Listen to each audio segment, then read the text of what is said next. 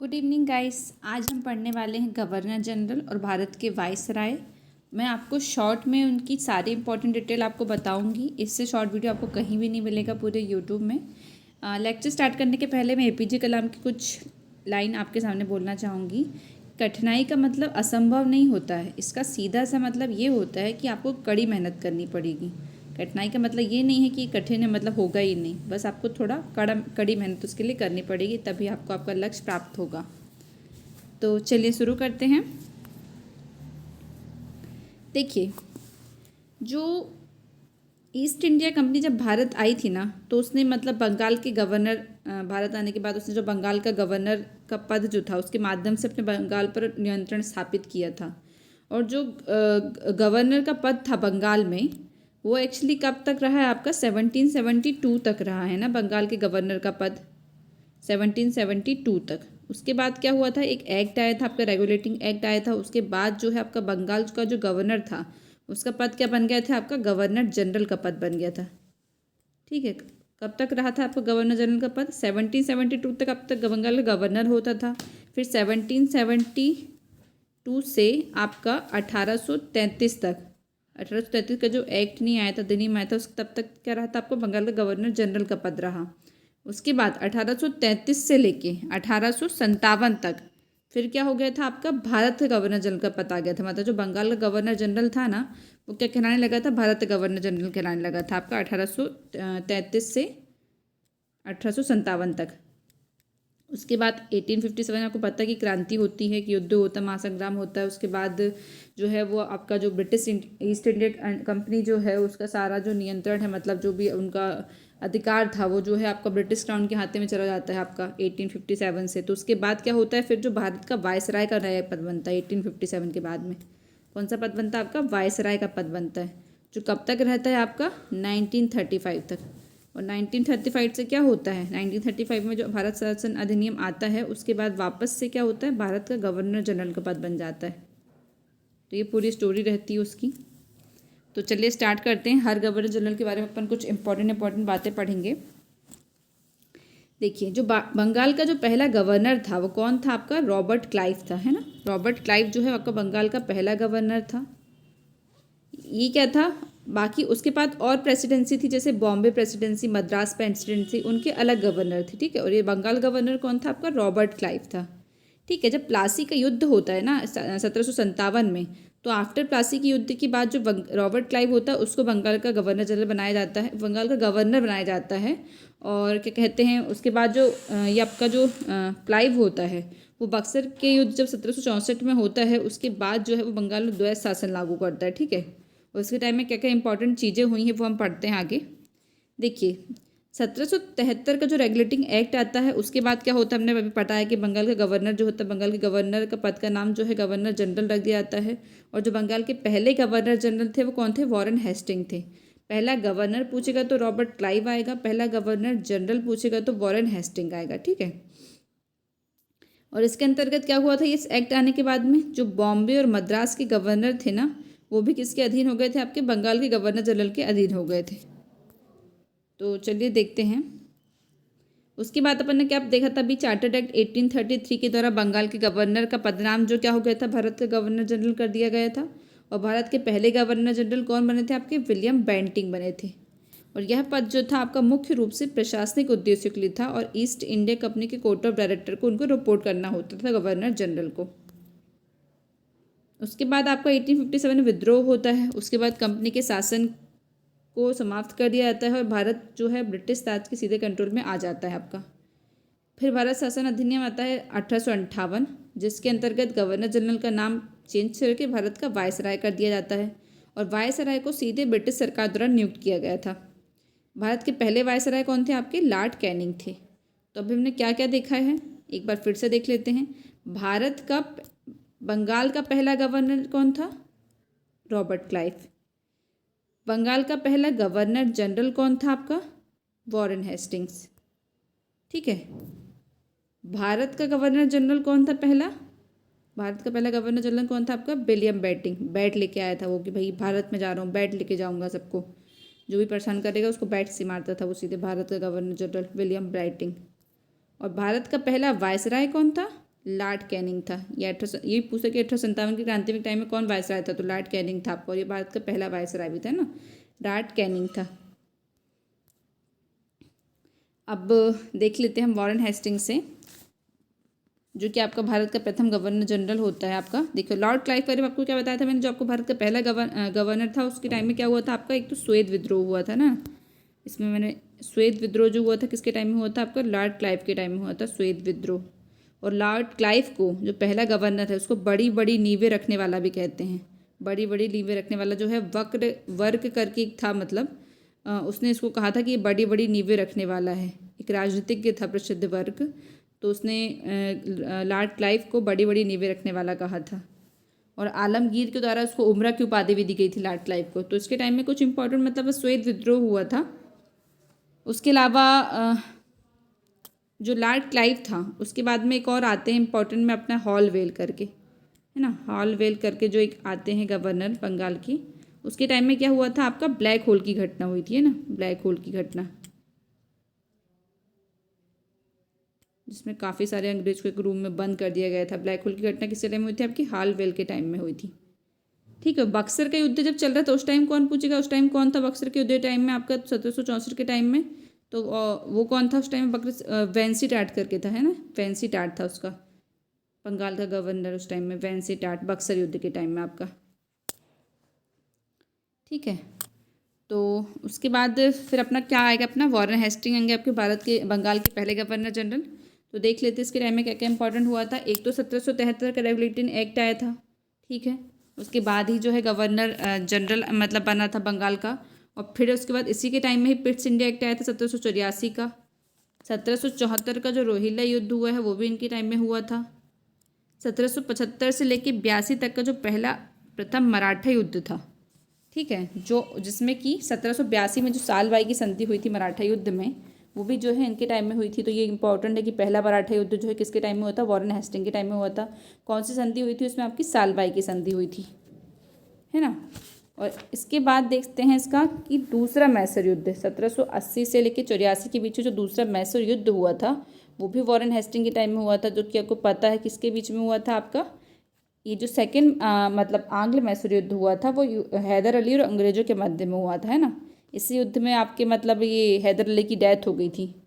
और 1784 में उसके बाद फिर जो मतलब टीपू सुल्तान जो है और अंग्रेजों के मध्य मंगलौर की संधि हुई थी, उससे ये युद्ध जो है समाप्त हुआ था।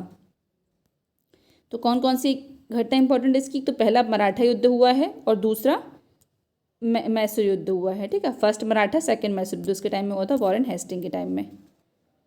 नेक्स्ट देखते हैं लॉर्ड कॉर्नवालिस। लॉर्ड कॉर्नवालिस जो थे उसके टाइम में क्या हुआ था, तीसरा मैसूर युद्ध हुआ था। दूसरा हुआ था अपने किसके टाइम में, वॉरेन हेस्टिंग के टाइम में। और थर्ड किसके टाइम में हुआ, कॉर्नवालिस के टाइम में हुआ था आपका 1790 से लेकर 92 तक, जिसमें कौन सी संधि हुई थी आपकी, श्रीरंगपट्टनम की संधि हुई थी आपकी तीसरे आंग्ल मैसूर युद्ध में। आपको पता है किसके साथ हुआ था, टीपू सुल्तान के साथ हुआ था। और इसको थर्ड आंग्ल जो मैसूर युद्ध हुआ था आपका टीपू सुल्तान के मध्य हुआ था, जिसमें कि आपकी श्रीरंगपट्टनम की संधि हुई थी, जिसके अंतर्गत उनको जो टीपू सुल्तान थे उनको अपने देश का लगभग आधा भाग अंग्रेजों को और उसके साथियों को देना पड़ गया था। और मतलब युद्ध क्षति 3 करोड़ लगभग की युद्ध क्षति भी हुई थी उनकी, टीपू सुल्तान की मतलब इसमें। उसके अलावा कॉर्नवालिस कोड जो है कॉर्नवालिस के द्वारा लाया गया था 1793 में, कॉर्नवालिस कोड लाया गया था। और बंगाल का स्थायी बंदोबस्त व्यवस्था 1793 में, ये भी बहुत इंपॉर्टेंट है आपकी, वो भी किसके द्वारा लाई गई थी आपकी, कॉर्नवालिस के टाइम लाई गई थी। और इसके अलावा एक और क्वेश्चन कॉर्नवालिस को लेकर पूछता है कि जो सिविल सेवा है और पुलिस सेवा है इसके जन्मदाता भी कॉर्नवालिस को बोला जाता है, किसके, सिविल सेवा व पुलिस सेवा, ठीक है। जन्मदाता कौन थे आपके, कॉर्नवालिस थे। ये जो आपकी स्थायी बंदोबस्त लाई गई थी ना 1793 में, इसमें क्या होता था कि जो जमींदार होते थे उनको जो भू राजस्व होता था उसका 10/11 भाग कंपनी को देना होता था और बाकी 1/11 भाग जो था वो अपने पास रखना होता था, ठीक है। इसके अलावा कॉर्नवालिस जो थे ना वो भारत के एकमात्र ऐसे गवर्नर जनरल थे जिसकी समाधि जो है ना भारत की यूपी में है। यूपी में मतलब जो गाजीपुर है वहाँ पर उनकी समाधि है। एकमात्र ऐसे गवर्नर जनरल है लॉर्ड कॉर्नवालिस। जो कि 1786 से लेकर 1793 तक रहे हैं। नेक्स्ट देख लेते हैं लॉर्ड वेलेस्ली, सहायक संधि के हीरो लॉर्ड वेलेस्ली। सहायक संधि प्रणाली इन्होंने दी थी 1798 में लॉर्ड वेलेस्ली ने। इनको बंगाल टाइगर भी बोलते थे, बंगाल टाइगर।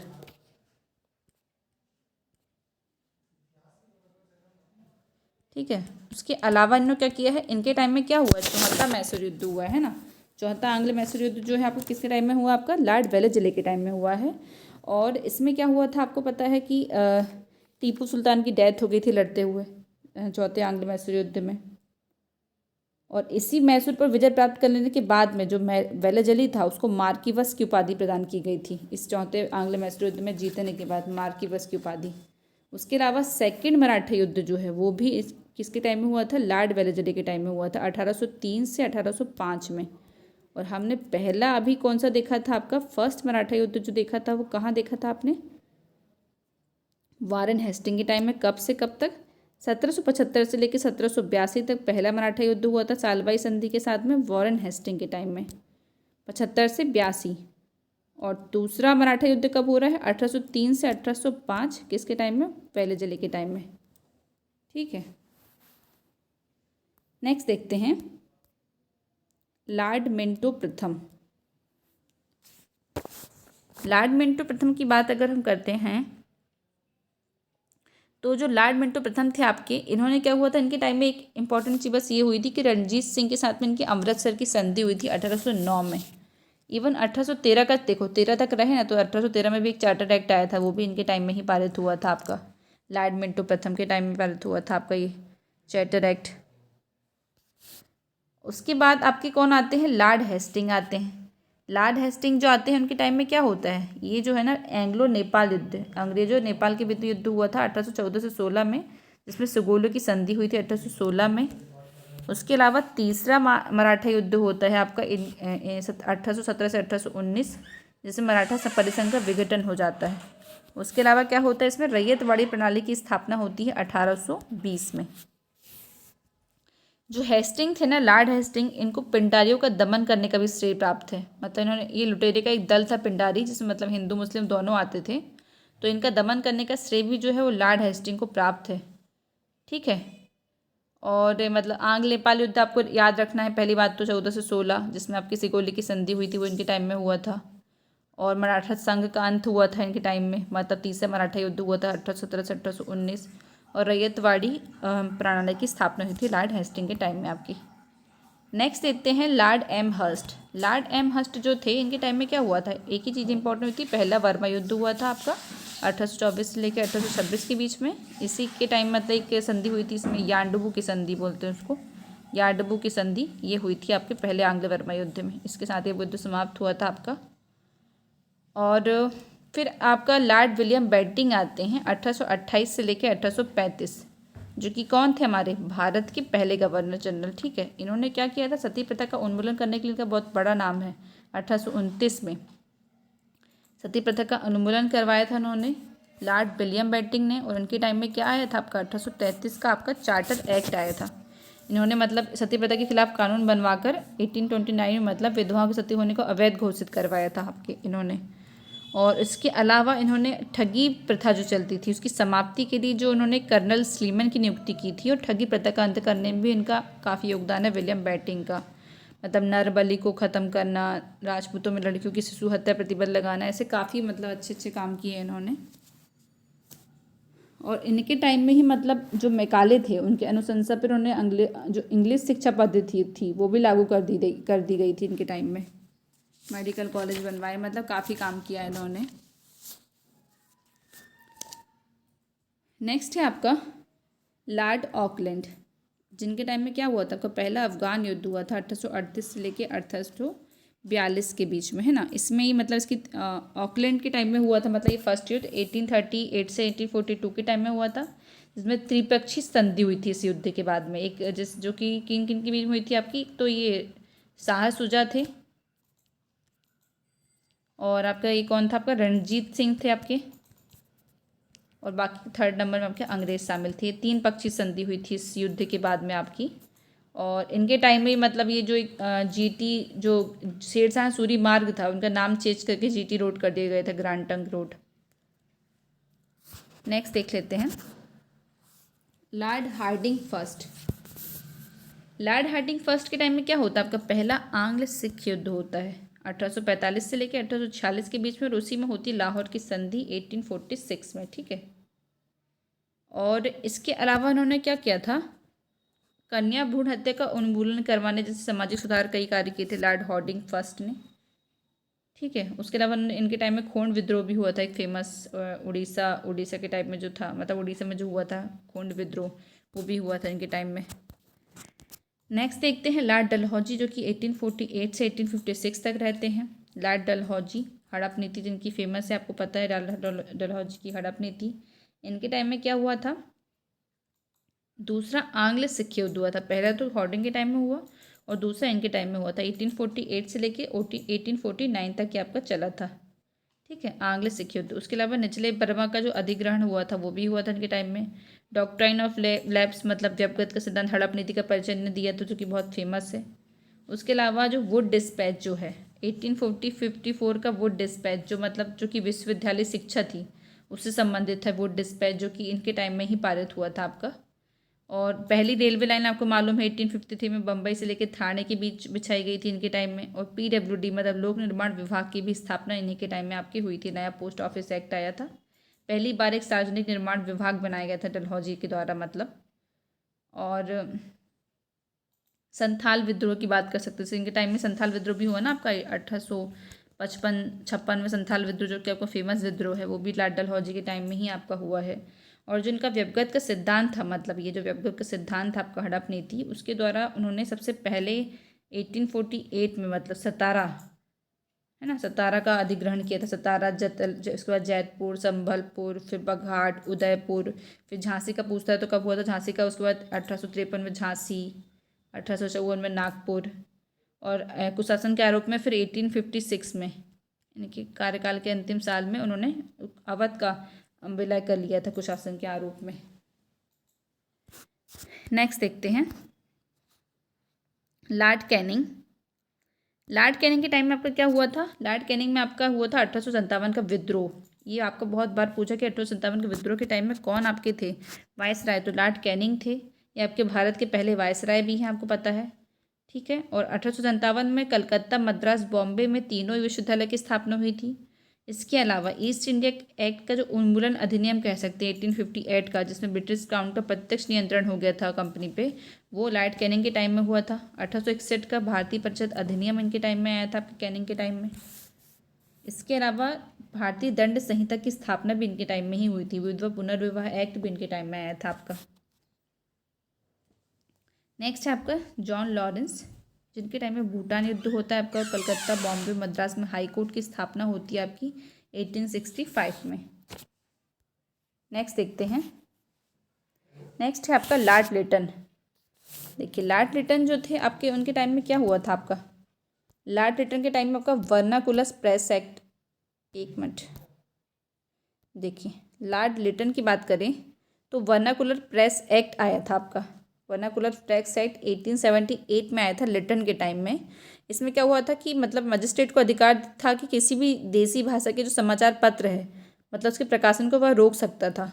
तो ये वर्नाकुलर प्रेस एक्ट था आपका, जो कि इनके टाइम में आया था। उसके अलावा आपका शस्त्र अधिनियम की बात करें तो इनके टाइम में आया है। सेकेंड अफगान युद्ध जो है वो इनके टाइम में आया था। और क्वीन विक्टोरिया ने केसर हिंद या भारत की सामग्री की उपाधि जो धारण की थी वो लॉर्ड लिटन के टाइम में की गई थी, ठीक है। इनको ओवन मेरेडिथ भी कहते हैं, आप ओवन मेरेडिथ के नाम से भी ये फेमस है लॉर्ड लिटन, ओवन मेरेडिथ, है ना। वर्नाकुलर प्रेस एक्ट, रानी विक्टोरिया की केसर हिंद की उपाधि, भारत शस्त्र अधिनियम, ये सब इनके टाइम की इंपॉर्टेंट घटनाएं एवं सेकेंड अफगान युद्ध। लॉर्ड रिपन की बात करते हैं तो वर्नाकुलर प्रेस एक्ट का निरसन, ये पूछता आया किसके टाइम में, लिटन के टाइम में, और ख़त्म किसके टाइम में हुआ था, रिपन के टाइम में। तो वर्नाकुलर प्रेस एक्ट का जो निरसन है वो हुआ था आपके इनके टाइम में, रिपन के टाइम में। पहला कारखाना अधिनियम आया था। स्थानीय स्वशासन पर सरकार का संकल्प, ये अधिनियम भी जो है वो इनके टाइम में ही आया था, है ना। इनको स्थानीय स्वशासन के जनक भी तो कहते हैं। इनकी शुरुआत क्योंकि इनके टाइम में ही हुई थी। इनकी सुधार कार्यों में सबसे महत्वपूर्ण है स्थानीय स्वशासन भी काफ़ी इंपॉर्टेंट, आपको ये भी याद रखना है। इल्बर्ट विल विवाद की बात करें तो ये भी मतलब इनके टाइम में ही आया था। मतलब जो इल्बर्ट विल था उसमें जो भारतीय न्यायाधीश थे ना, उनको यूरोपियों के मुकदमे सुनने का अधिकार दे दिया गया था, जिस पे यूरोपीय लोगों ने मतलब बहुत कड़ी प्रतिक्रिया की थी। और इसी के कारण जो रिपन थे उन्होंने त्यागपत्र भी दे दिया था अपना, इल्बर्ट विल विवाद की वजह से। इनके टाइम पे शिक्षा पर हंटर आयोग आया था, हंटर कमीशन आया था, जो कि प्राथमिक शिक्षा से संबंधित था। ठीक है। और एक बात और इसमें लिखना है आपको कि जो पहली वास्तविक जनगणना बोलते हैं ना, आपकी रिपन के काल में हुई थी 1881 में। जो शुरुआत हुई थी वो तो लॉर्ड मेयो के टाइम में हुई थी आपकी, पर जो पहली वास्तविक जनगणना हुई थी वो आपके रिपन के टाइम में हुई थी। ठीक है, 1881 में। नेक्स्ट देखते हैं लॉर्ड डफरिन। लॉर्ड डफरिन के टाइम में क्या होता है आपका, वर्मा युद्ध, थर्ड वर्मा युद्ध 1885 से 86। तृतीय आंग्ल वर्मा युद्ध होता है जिसमें वर्मा की पराजय हो जाती है। ठीक है। उसके अलावा भारतीय राष्ट्रीय कांग्रेस की स्थापना होती है 1885 में, आपको पता है ए ह्यूम के द्वारा, है ना। बंगाल में टेंजी एक्ट पारित होता है। इसके अलावा लैंसडाउन की बात करें तो कारखाना एक्ट एक और आता है 1891 का। और प्रिंस ऑफ वेल्स भी इनके टाइम में आए थे, सेकेंड टाइम भारत आए थे प्रिंस ऑफ वेल्स, मतलब इनके टाइम में ही आए थे, लैंसडाउन के टाइम में ही। भारतीय परिषद अधिनियम 1892 की बात करें, डूरंट आयोग की बात करें 1893, तो इनके टाइम में ही स्थापित हुआ था आपका ये। मतलब डूरंट रेखा जो भारत अफगानिस्तान के बीच में जो है ना, उसका निर्धारण करने के लिए इस आयोग का गठन हुआ था लैंसडाउन के टाइम में आपका। फिर आपका लॉर्ड कर्जन, बंगाल विभाजन के इनके टाइम में हुआ। सबसे इम्पॉर्टेंट घटना तो आपकी बंगाल का विभाजन है, 1905 का बंगाल विभाजन सबसे इम्पॉर्टेंट है लॉर्ड कर्जन के टाइम का आपका। पुलिस आयोग की नियुक्ति होती है, विश्वविद्यालय आयोग की नियुक्ति होती है, भारतीय विश्वविद्यालय एक्ट 1904 आता है आपका। और सबसे इम्पोर्टेंट तो आपका बंगाल विभाजन ही पूछता है आपका कि बंगाल विभाजन जो है वो किसके टाइम में हुआ था आपका, तो लॉर्ड कर्जन के टाइम में हुआ था। मिंटो दुत्ती की बात करें, मुस्लिम लीग की स्थापना 1906 में होती मिंटो दुत्ती के टाइम में आपकी। स्वदेशी आंदोलन जो आपका 1905 से 1911 तक चलता है वो भी आपको किसके टाइम में होता है, आपका मिंटो के टाइम में होता है। और इवन सूरत फूट, जिसको सूरत फूट से नाम से जो फेमस है ना आपका, सूरत अधिवेशन में कांग्रेस का विभाजन 1907 में, तो किसके टाइम में हुआ था आपका, लॉर्ड मिंटो के टाइम में हुआ था। सूरत अधिवेशन, मुस्लिम लीग की स्थापना, सूरत फूट मतलब मुस्लिम लीग की स्थापना, माल्ले मुंटर सुधार एक्ट 1909 का फेमस इनके टाइम में आया था, स्वदेशी आंदोलन इनके टाइम में हुआ था। नेक्स्ट देखते हैं लॉर्ड हार्डिंग द्वितीय। देखिए हार्डिंग द्वितीय के टाइम में एक फेमस क्या हुआ था, एक तो बंगाल विभाजन रद्द कर दिया गया था 1911 में, दूसरा अपनी दिल्ली राजधानी बनी थी, कलकत्ता से दिल्ली राजधानी का स्थानांतरण हुआ था 1911 में, एक दरबार लगा था। तो ये किसके टाइम में हुआ था आपका, हार्डिंग द्वितीय के टाइम में हुआ था, आपको याद रखना है। जॉर्ज पंचम जब आए थे, मतलब 1911 में, जब जॉर्ज पंचम ने भारत की यात्रा की थी, भव्य दरबार सजा था उस टाइम में आपका, और दिल्ली को राजधानी बनाया गया था, जॉर्ज पंचम आए थे तब। और इसी के मतलब इसी के टाइम में मतलब इन पे हमला भी हुआ था 23 दिसंबर 1912 को, मतलब हमला हुआ था होर्डिंग पर 23 दिसंबर 1912 को, बम फेंका गया था दिल्ली में इनके ऊपर। उसके बाद फिर वो बंगाल का विभाजन वगैरह रद्द हुआ था इसके बाद में ही। हिंदू महासभा की स्थापना हुई थी 1915 में हार्डिंग के टाइम में। नेक्स्ट देखते हैं चेम्सफोर्ड, लॉर्ड चेम्सफोर्ड। 1919 का मांटेग्यू चेम्सफोर्ड अधिनियम जो आपको पता है कि लागू हुआ था, इनके टाइम में ही हुआ था 1919 का लॉर्ड मांटेग्यू चेम्सफोर्ड अधिनियम, जिसमें प्रांतों में द्वैत शासन लागू कर दिया गया था। और फिर लखनऊ संधि हुई थी आपकी 1916 की, 1916 में आपकी लखनऊ संधि हुई थी। चंपारण सत्याग्रह आपका 1917 का फेमस चंपारण सत्याग्रह चेम्सफोर्ड के टाइम में हुआ था। मांटेग्यू की अगस्त घोषणा हुई थी। भारत सरकार अधिनियम जो 1919 से हमने देखा भी वो आया था। रॉलेट एक्ट की बात करें, काला कानून, बिना वकील बिना दलील का, 1919 में चेम्सफोर्ड के टाइम में ही आया था ये रॉलेट एक्ट। जलियांवाला बाग हत्याकांड इनके टाइम में हुआ था। असहयोग खिलाफत आंदोलन की शुरुआत इनके टाइम में हुई थी, मतलब काफ़ी बड़ी बड़ी घटनाएं हुई थी, चंपारण सत्याग्रह, रॉलेट एक्ट, जलियांवाला बाग हत्याकांड, असहयोग खिलाफत आंदोलन, है ना, भारत सरकार अधिनियम 1919, सारे जो है वो चेम्सफोर्ड के टाइम में आपके हुए थे। नेक्स्ट है आपका लॉर्ड रीडिंग। लॉर्ड रीडिंग 1921 से 1926 तक रहे हैं, और ये तो थे ना एकमात्र यहूदी वायसराय थे भारत के, एकमात्र यहूदी वायसराय। इनके टाइम में क्या हुआ था, चौरी चौरा की घटना हुई थी 1922 में, जो चौरी चौरा कांड हुआ था उसकी घटना लॉर्ड रीडिंग के टाइम में हुई थी आपकी। उसके अलावा असहयोग आंदोलन को वापस ले लिए गए थे 1922 में, स्वराज पार्टी की स्थापना हो गई थी, और काकोरी ट्रेन रखी थी 1925 भी इनके टाइम में हुई थी। चौरी चौरा काकोरी ट्रेन कांड हो गया, असहयोग आंदोलन का वापस लेना, स्वराज पार्टी की स्थापना 1922 ये है ना। एक इसके अलावा एकमात्र यहूदी वायसराय रहे हैं ये। और इनके टाइम में जो सिविल परीक्षा जो इंग्लैंड में हुआ करती थी वो भी भारत में होने लगी थी 1923 से। और क्या हुआ था एक और चीज़, 1924 में ली आयोग का गठन हुआ था लोक सेवा के लिए, है ना, ली आयोग का। और इसी की ली आयोग की अनुशंसा पर कौन बना था आपका, लोक सेवा आयोग बना था, लोक सेवा आयोग, ठीक है, इनके टाइम में ही बना था। लॉर्ड इरविन की बात करें तो भैया सबसे इंपॉर्टेंट तो साइमन कमीशन भारत आया था, किसके टाइम में, इरविन के टाइम में। साइमन कमीशन का भारत आगमन हुआ था 1927 में, और जिसका भारतीयों द्वारा काफ़ी विरोध हुआ था क्योंकि इसके सारे मेंबर जो थे वो अंग्रेज ही थे। फिर हरकोट बटलर आयोग की स्थापना हुई थी। नेहरू रिपोर्ट 1928 की नेहरू रिपोर्ट प्रस्तुत की गई थी।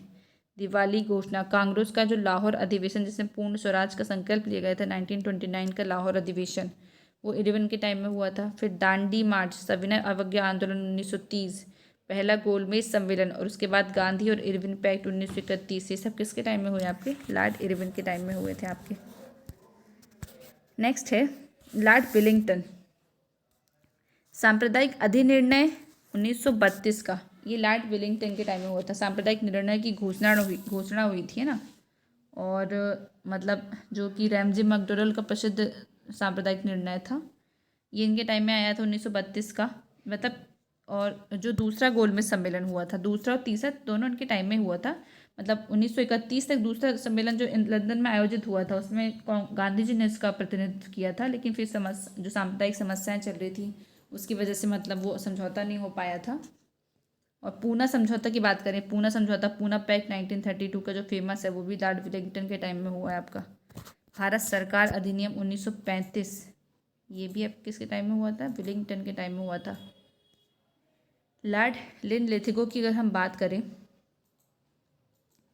इसके बाद क्या है आपका, लॉर्ड लिनलिथगो, तो द्वितीय विश्व युद्ध के शुरू होने के बाद कांग्रेस के मंत्रियों का इस्तीफा 1939 में, जब द्वितीय विश्व हुआ था, मतलब इनके टाइम में क्या चल रहा था, दूसरा वर्ल्ड वार चल रहा था लिनलिथगो के टाइम में।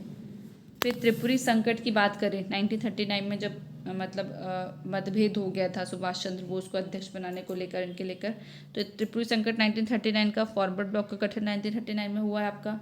मुस्लिम लीग का लाहौर संकल्प, मतलब मुसलमानों ने एक अलग राज्य बनाने की मांग की थी 1940 में इनके टाइम में। अगस्त प्रस्ताव की बात करें तो वो हुआ 40 में। राष्ट्रीय सेना का गठन हुआ 41 में। और क्रिप्स मिशन आया था, किसके टाइम में क्रिप्स मिशन आया था, भारत लिनलिथगो के टाइम में। भारत छोड़ो आंदोलन किसके टाइम में हुआ था आपका, लिनलिथगो के टाइम में, ठीक है। पहला आम चुनाव भी इनके टाइम में ही हुआ था वैसे, 1935 के एक्ट के बाद जो पहला आम चुनाव आपका कब हुआ था, 1937 में हुआ था ना आपका आम चुनाव, तो ये आपका लिनलिथगो के टाइम में हुआ था। नेक्स्ट है आपका लॉर्ड वेबल, जो कि जिसके टाइम में क्या हुआ था आपका, लॉर्ड वेबल में सबसे पहले इंपॉर्टेंट तो भैया शिमला सम्मेलन हुआ था आपका, 25 जून 1945 को शिमला सम्मेलन हुआ था। उसके अलावा क्या हुआ था इसमें देख लेते हैं, चक्रवर्ती राजगोपालाचारी का CR फॉर्मूला आया था, ठीक है। वेबल योजना, शिमला सम्मेलन तो पता है आपको 42 का। कैबिनेट मिशन है ना, 46 का कैबिनेट मिशन था इनके टाइम में। प्रत्यक्ष कार्यवाही दिवस की अगर हम बात करें तो वो हुआ था 46 में प्रत्यक्ष कार्यवाही दिवस, जो कि 16 अगस्त को हुआ था ना आपका, 16 अगस्त को। क्लीमेंट एटली के द्वारा भारत में ब्रिटिश शासन की समाप्ति की घोषणा की गई थी 1947 में, लॉर्ड वेबल के टाइम में। और आज़ाद हिंद फौज के सैनिकों पर मुकदमा भी चला था 1945 में, वैसे 45 में चला था। नौसैनिक विद्रोह हुआ था आपका 46 में। अंतरिम सरकार गठन, प्रत्यक्ष कार्यवाही दिवस, शिमला सम्मेलन, आज़ाद हिंद फौज पर मुकदमा, ये सारी घटनाएं किसके टाइम में आपकी हुई है, वेबल के टाइम में हुई है। Cabinet mission. और फिर उसके बाद आपका आता है माउंटबेटन, लॉर्ड माउंटबेटन जो आए थे, जिन्होंने 3 जून 1947 का, आपको पता होगा कि किसकी घोषणा की थी, भारत विभाजन की घोषणा की थी, योजना बनाई थी मतलब माउंटबेटन प्लान के द्वारा 3 जून को। तो जून 3 प्लान 1947, रेड क्लिफ आयोग, भारत को स्वतंत्रता, ये किसके टाइम में मिली आपकी, लॉर्ड माउंटबेटन के टाइम में मिली है आपकी भारत को स्वतंत्रता। स्वतंत्रता के बाद लॉर्ड माउंटबेटन को मतलब स्वतंत्र भारत का पहला गवर्नर जनरल बनाया गया था। उसके बाद फिर चक्रवर्ती राजगोपालचारी आए थे जो कि भारत के अंतिम गवर्नर जनरल बने थे और पहले गवर्नर जनरल थे स्वतंत्र भारत के। भारत के अंतिम गवर्नर जनरल और पहले भारतीय गवर्नर जनरल भी कह सकते हैं आप इसको, चक्रवर्ती राजगोपालचारी। और उसके बाद फिर 1950 में स्थायी रूप से यह पद जो है वो समाप्त कर दिया गया था आपका गवर्नर जनरल का। Thank you so much guys. अगर आपको मेरा लेक्चर पसंद आया हो तो please like, subscribe and share. Thank you.